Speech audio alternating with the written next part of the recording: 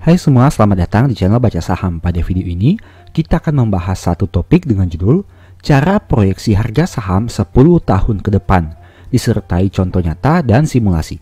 Tapi seperti biasa, semua pembahasan ini bukan rekomendasi dan hanya informasi. Ingat, kerugian kamu tanggung sendiri ya.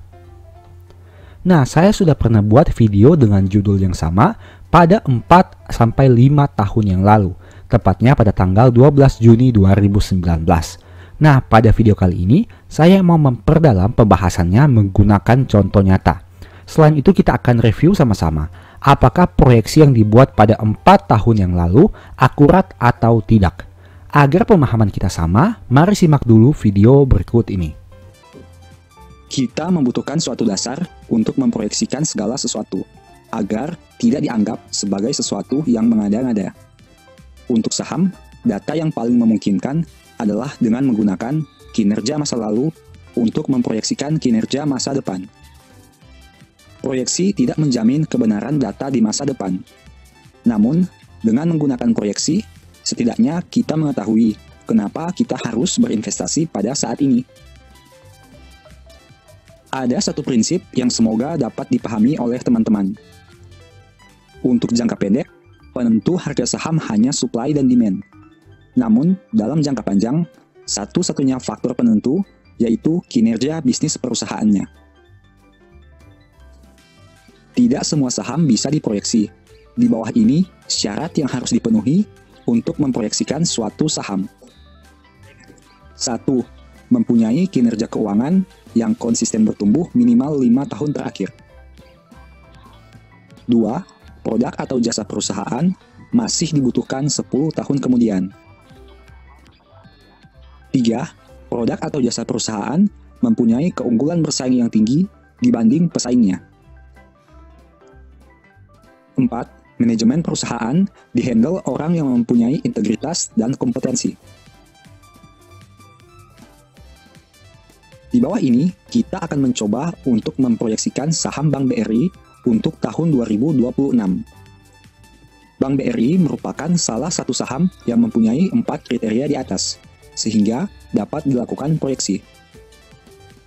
Untuk itu, kita membutuhkan data laba 5 tahun terakhir dan menghitung pertumbuhannya setiap tahun. Rata-rata laba Bank BRI selama 5 tahun adalah 6,72%. Kemudian, kita juga membutuhkan data ekuitas 5 tahun terakhir dan menghitung pertumbuhannya. Rata-rata ekuitas Bank BRI selama 5 tahun adalah 17,92%. Setelah mendapatkan data tersebut, kita gunakan metode price to book value untuk proyeksi tahun 2026. Berdasarkan average growth ekuitas 17,92% yang telah kita hitung sebelumnya, kita menggunakan angka 10% untuk proyeksi ke depan. Angka 10% digunakan agar kita memiliki margin of safety untuk proyeksi tersebut. Seperti yang telah kita pelajari pada video sebelumnya, PBV merupakan harga saham dikali dengan book value per share. Untuk proyeksi book value tahun 2026 yaitu Rp397.153. Book value tersebut kita bagi dengan jumlah outstanding share sehingga menghasilkan angka 3.219. Untuk rata-rata PBV Bank BRI selama 4 tahun terakhir adalah 2,5 kali. Sehingga, dengan menggunakan PBV yang sama untuk tahun 2026, maka proyeksi harga saham Bank BRI adalah Rp8.047. Proyeksi yang digunakan ini mempunyai subjektivitas penggunaannya, di mana 1. Proyeksi pertumbuhan ekuitas perusahaan. Contoh, untuk saham BRI, kita menggunakan angka 10% berdasarkan rata-rata growth 5 tahun terakhir. 2. Besarnya PBV yang diberikan pasar untuk saham BRI. Contoh, kita menggunakan angka 2,5 kali berdasarkan rata-rata PBV 4 tahun terakhir. Perusahaan yang konsisten bertumbuh memudahkan kita untuk menentukan proyeksi pertumbuhannya, sehingga mengurangi kemungkinan perbedaan yang signifikan. Itulah kenapa konsistensi pertumbuhan perusahaan sangat penting. Demikian cara kita memproyeksikan suatu saham. Cara ini tidak dapat dibilang 100% tepat. Namun, setidaknya kita mempunyai pandangan jauh ke depan tentang harga saham perusahaan yang bertumbuh. Setelah nonton video tadi, ada beberapa hal menarik yang ingin saya perlihatkan kepada kamu. Ini merupakan ringkasan step proyeksi harga saham dengan metode PBV. Pertama, gunakan kinerja masa lalu untuk memperoleh persentase proyeksi di masa depan. Kedua, tidak semua saham bisa diproyeksi dalam jangka panjang. Ada beberapa kriteria yang perlu dilihat sebelum melakukan proyeksi, seperti yang sudah dibahas tadi. Ketiga, semakin stabil pertumbuhan masa lalu, proyeksi di masa depan mungkin bisa jadi lebih akurat. Keempat, jangan menggunakan persentase growth yang terlalu tinggi.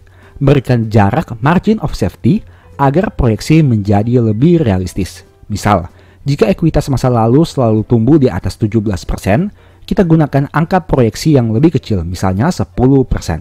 Artinya kita punya selisih aman sekitar 7% untuk mengantisipasi ketidakpastian di masa depan. Kelima, gunakan asumsi rata-rata PBV yang masuk akal agar proyeksi harga saham bisa lebih mendekati. Misal, apabila biasanya saham tersebut diperdagangkan pada PBV 3 kali, gunakan angka PBV proyeksi yang lebih rendah, misalnya 2,5 kali. Pertanyaannya, kenapa harus pakai metode PBV dan ekuitas? Ekuitas merupakan modal bersih yang dimiliki perusahaan setelah dikurangi dengan hutang. Bisa dikatakan ekuitas adalah kekayaan bersih dari sebuah perusahaan. Ekuitas lebih stabil karena naik turunnya biasanya hanya tergantung dari corporate action, misalnya dividen dan pencapaian laba. Ekuitas juga terdapat di neraca keuangan yang punya histori akumulatif dari tahun ke tahun sehingga dapat diamati dalam jangka waktu yang sangat panjang. Dibanding laba rugi, saya pribadi lebih nyaman dengan analisa ekuitas karena punya fluktuatif yang mungkin lebih kecil dibandingkan harus menggunakan komponen di laporan laba rugi. Tapi kembali lagi, semua tergantung kenyamanan masing-masing pribadi. Yang jelas, tujuan kita beli saham untuk cari profit, bukan adu pintar.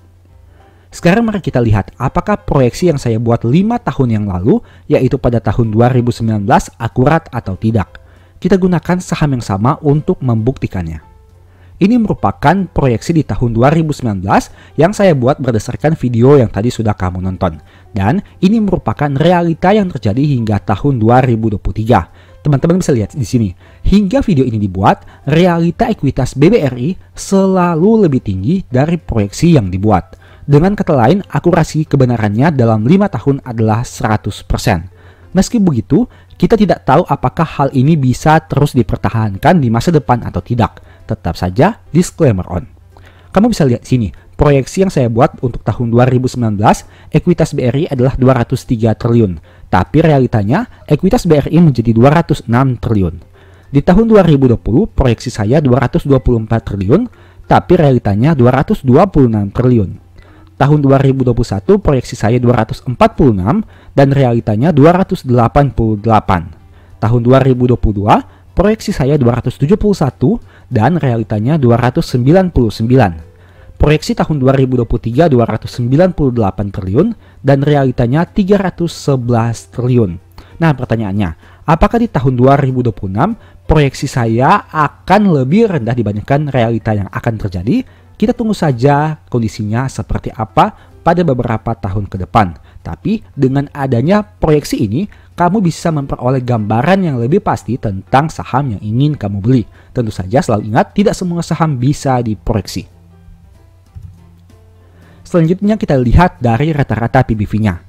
Pada tahun 2019 atau 5 tahun yang lalu, saya asumsikan rata-rata PBV BBRI adalah 2,5 kali.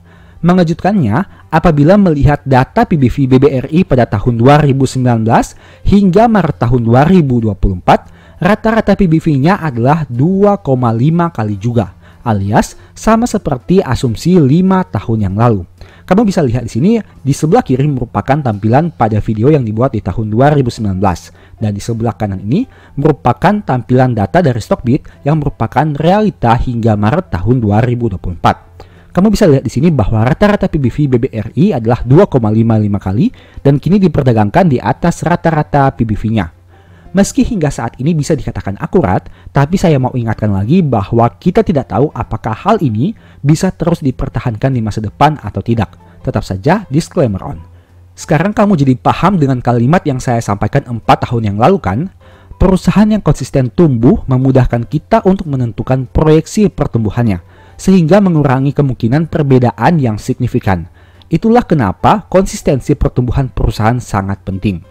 Hal inilah yang menjadi alasan kenapa penting bagi kita mengetahui kinerja di masa lalu agar bisa membuat proyeksi yang realistis di masa depan.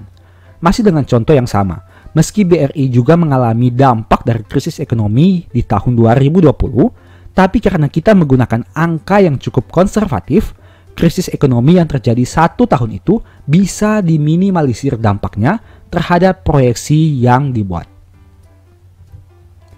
Di video ini saya tidak sedang menunjukkan kehebatan saya dalam membuat proyeksi yang sudah terbukti dalam 5 tahun pada saham BBRI.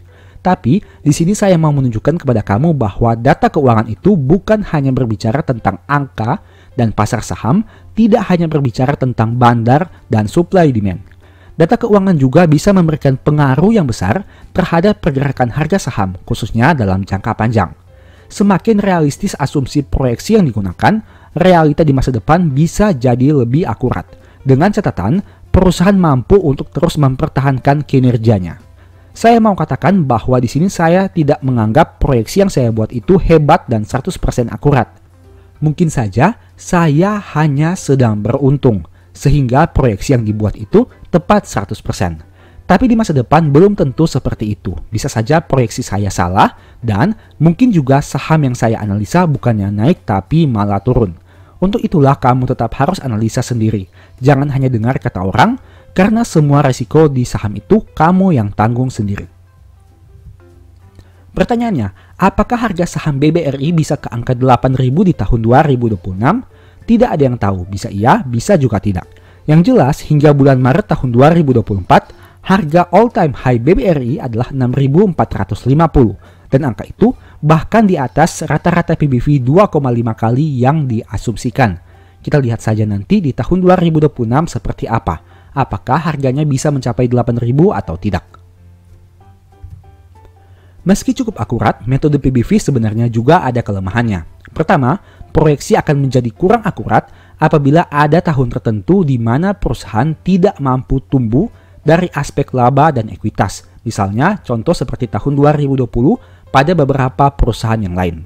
Kedua, growth ekuitas diasumsikan konstan setiap tahun, sehingga belum mempertimbangkan fluktuasi kondisi ekonomi yang mungkin terjadi, apalagi saat krisis. Yang ketiga, apabila perusahaan tiba-tiba mengambil kebijakan membagi dividen dengan payout ratio yang sangat besar, misalnya di atas 100% laba, ekuitasnya bisa berpengaruh sehingga membuat proyeksi menjadi kurang optimal. Keempat, perusahaan yang semakin besar biasanya memiliki growth ekuitas yang tidak terlalu tinggi. Jika ekuitasnya masih miliaran, mungkin pertumbuhannya bisa lebih cepat dibanding perusahaan dengan ekuitas ratusan triliun.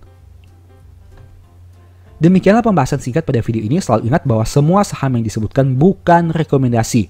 Mohon agar dapat mengecek kembali data yang ditampilkan. Dan ingat, segala risiko kerugian menjadi tanggung jawab kamu sendiri. Di video berikutnya kamu ingin dibahas materi apa lagi? Tulis di kolom komentar ya. Sebagai informasi, channel YouTube Baca Saham sekarang ada 2. Yang pertama Baca Saham dan Baca Saham dari nol. Berikut ini beberapa list ebook Baca Saham. Pertama, Stock for Living, Strategi Nabung Saham, The Stock Market, dan Cara Cepat Analisa Laporan Keuangan. Apabila tertarik, chat saja pada nomor WA yang ada. Sekian video ini, semoga bermanfaat. Thank you.